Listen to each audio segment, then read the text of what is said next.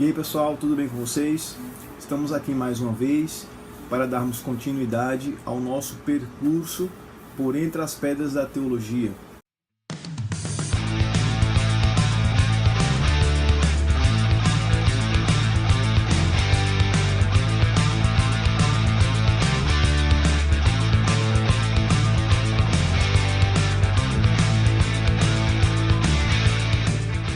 E hoje nós daremos continuidade ao nosso mini curso de Introdução ao Novo Testamento.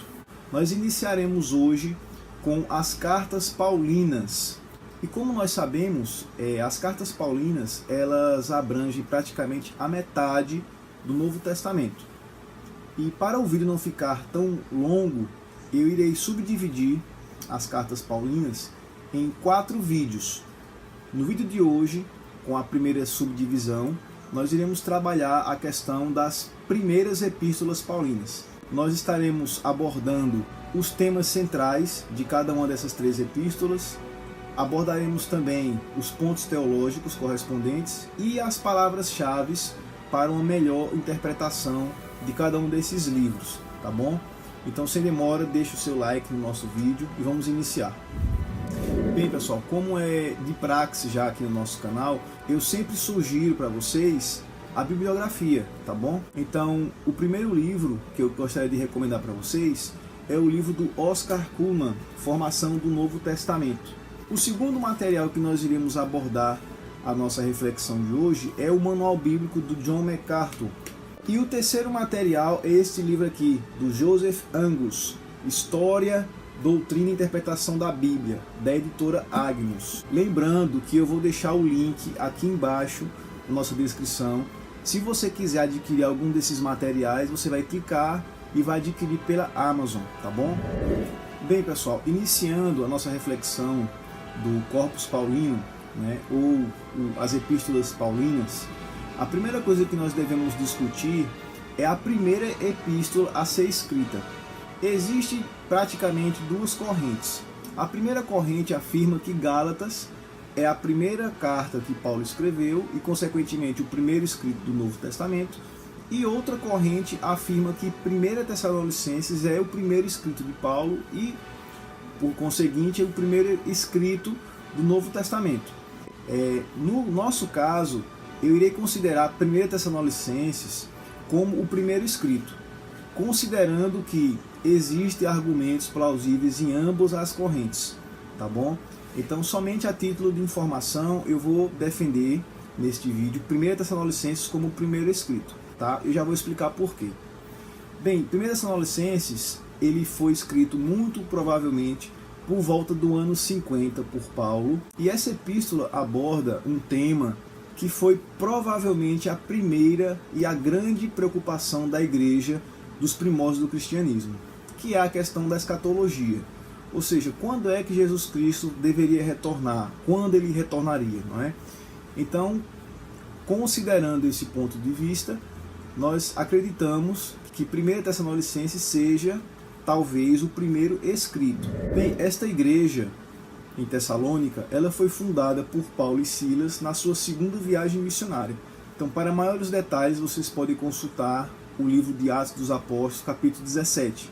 Essa carta contém 2 elementos centrais do pensamento de Paulo, ou seja, os temas centrais. O primeiro deles é a condição dos mortos antes da volta de Jesus Cristo. E o segundo tema é a ocasião e como se dará o retorno de Jesus. O retorno de Jesus, nessa carta, é chamado de parousia no grego, ou seja, a volta, a segunda vinda de Jesus. Contudo, a carta não se resume apenas a isso. Nós temos no início e no final várias recomendações a respeito do viver cristão e a maneira que os cristãos deveriam se comportar em relação à vinda de Cristo. Então você perceba que não é somente escatologia. Neste vídeo eu não vou me aprofundar em temas escatológicos, porque posteriormente nós iremos fazer vídeos especificamente sobre os pontos da escatologia, tá bem? Então só a título de informação. Após superar esses primeiros elementos de 1 Tessalonicenses, nós precisamos entender que Paulo escreve essa carta falando sobre o arrebatamento da igreja, falando da condição dos mortos, que eles seriam ressuscitados em ocasião da vinda de Cristo. Mas perceba que a preocupação de Paulo é afirmar que a espera da vinda de Cristo não deve ser uma angústia. O cristão não deve ter uma postura de medo em relação à volta de Cristo. Muito pelo contrário, ele deve ter uma posição de esperança, sabendo que o retorno de Cristo será a recompensa que ele tanto almeja. Bem, basicamente nós temos 3 termos que são os termos centrais da epístola de Paulo aos Tessalonicenses. Primeiro é a parousia, ou seja, a volta de Jesus.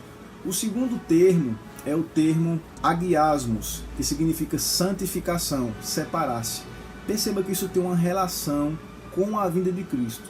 Ou seja, para se estar preparado para a vinda de Cristo, é necessário a santificação, ou seja, o ato de se separar para aguardar o retorno de Jesus. Superados esses primeiros elementos, então vamos avançar para a 2 Tessalonicenses. A segunda epístola que Paulo escreveu à Tessalônica, ou 2 Tessalonicenses, basicamente Paulo reescreve alguns dos seus pensamentos entregues à igreja na primeira epístola.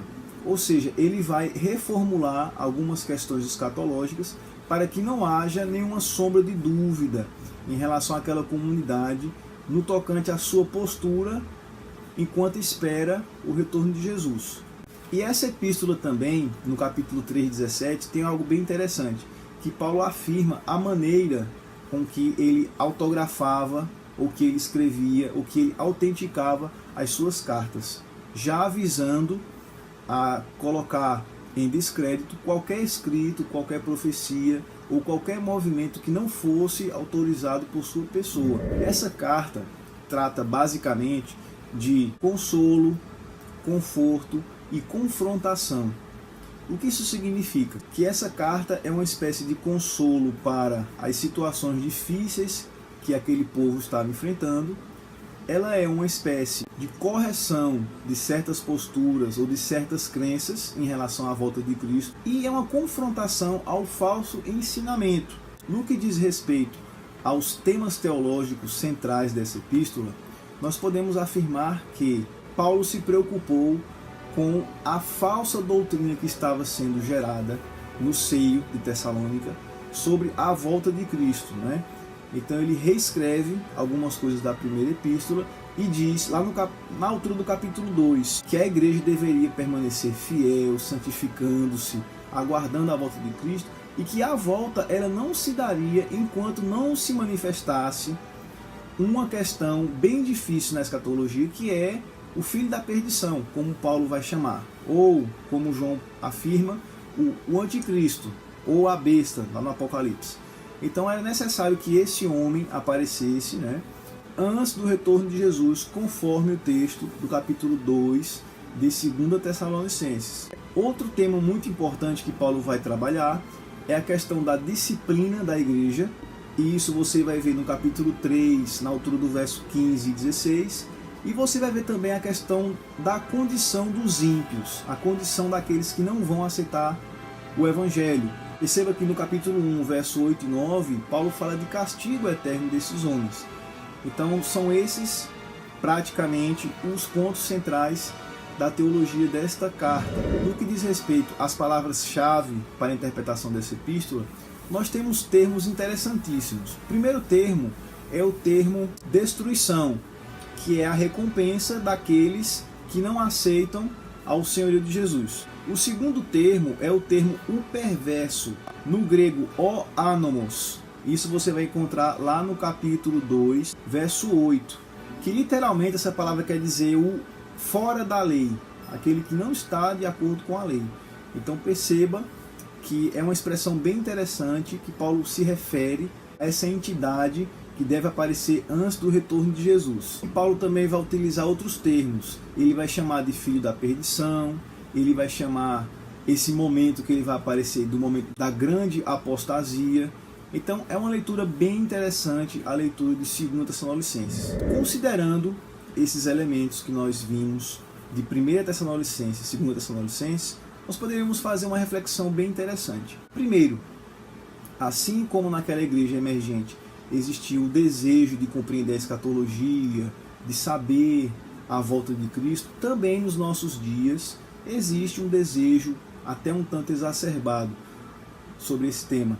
Quando você vai na livraria evangélica, você encontra vários materiais de várias correntes diferentes sobre o assunto da escatologia, tá certo? Eu queria dizer o seguinte: quando nós encontramos pessoas com opiniões escatológicas diferentes, a primeira coisa que nós devemos fazer não é demonizar a pessoa, nem criticar a pessoa, nem excluir a pessoa do nosso convívio. Muito pelo contrário, nós devemos sentar, conversar, dialogar e cada um apresenta o seu ponto de vista em relação à escatologia, tá bom? Nesse instante, vamos falar da terceira epístola, que é a epístola de Paulo aos Gálatas. Bem, pessoal, existe uma discussão sobre a classificação da epístola aos Gálatas. Por quê? Kuhlman, que eu indiquei aqui para vocês, o próprio Joseph Angus e o John MacArthur, eles colocam essa epístola na divisão chamada de As Grandes Epístolas, que nós iremos abordar no próximo vídeo. Mas, se como existe uma discussão se Gálatas ou 1 Tessalonicenses é o primeiro escrito paulino, então eu achei por bem, por uma questão didática, colocar Gálatas junto com 1 e 2 Tessalonicenses, tá certo? Então Gálatas faz parte também das grandes cartas. Por que grandes cartas? Você vai descobrir no próximo vídeo, tá certo? Tô brincando, é grande carta porque são as cartas que ninguém nunca contestou a autoria paulina e também porque elas têm uma quantidade maior de capítulos e de palavras. O tema central de Gálatas é a expressão libertos e justificados pela fé. O apóstolo Paulo escreveu essa carta muito provavelmente logo após o Concílio de Jerusalém, e considerando que o Concílio de Jerusalém foi no finalzinho do ano 49 depois de Cristo, então muito provavelmente essa carta foi escrita no início dos anos 50 ou um pouco próximo ao ano 51. Então perceba que existe essa margem de erro da datação e existe as escolas que defendem Gálatas como o primeiro escrito e 1 Tessalonicenses como o primeiro escrito. Eu considero 1 Tessalonicenses pelo tema que Paulo aborda naquele escrito. Contudo, você também pode considerar Gálatas, devido à ligação direta que existe com o ministério de Paulo, o início, desse seu trabalho e a questão do Concílio de Jerusalém. Então fica a seu critério, tá bom? Então ambas as correntes têm argumentos plausíveis, tá certo? Então fique à vontade. Bem, pessoal, o teólogo Joseph Angus, que eu indiquei aqui o livro para vocês, ele fala algo muito interessante dessa epístola, que essa é a única epístola que Paulo escreve a expressão "estou admirado", ou essa expressão poderia ser traduzida como um grito.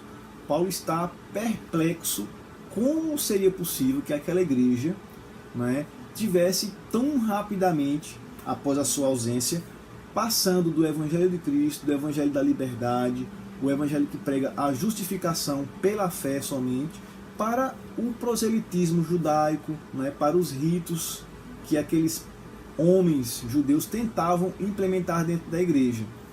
Ou seja, Paulo está discutindo com eles a questão da circuncisão, dos ritos judaicos, e Paulo diz, se vocês se submeterem a isso, vocês estão desprezando o sacrifício de Cristo, tá bem? E perceba que Paulo, logo de início, nos Gálatas, ele fala, se alguém pregar um evangelho, embora anjos, nós apóstolos, outras pessoas, seja maldito. Ou seja, Paulo está dizendo que esse evangelho, que é um evangelho cheio de ritualismos, de obrigações ritualísticas, é um evangelho que não é o evangelho de Cristo. Ele é um evangelho contrário ao evangelho de Jesus, que é o evangelho da liberdade e da justificação pela fé. Bem, os temas centrais da teologia desta epístola basicamente são a luta de Paulo contra as tendências judaizantes, a questão das obras da carne em contraste com o fruto do Espírito, a função da lei como uma espécie de meio que serviu para nos transportar para Cristo, A lei serviu como uma espécie de pedagogia, de instrução para que nós pudéssemos receber a Cristo, e a importância de andar pelo Espírito. E isso está diretamente relacionado com a questão do fruto do Espírito. Bem, as três palavras centrais dessa epístola é a palavra lei, a palavra liberdade e a palavra justificar. Considerando a mensagem de Gálatas, Nos nossos dias nós percebemos que existem certas tendências ao ritualismo, aos símbolos, a práticas exteriores, como se essas coisas realmente influenciassem a salvação. E o Evangelho de Cristo é um Evangelho que veio para libertar e justificar o homem pela fé. Então perceba como é relevante essa mensagem para os nossos dias. E pessoal, estamos chegando ao final de mais uma reflexão, tá bom? Na próxima semana nós estaremos retornando a todo vapor com a segunda parte dessa introdução às epístolas paulinas e nós trabalharemos a questão das grandes epístolas. Se você gostou, deixa o seu joinha aqui, deixa o seu like no nosso vídeo, compartilha e escreve também o seu comentário, que é muito importante para nós, tá bom? Então até a próxima!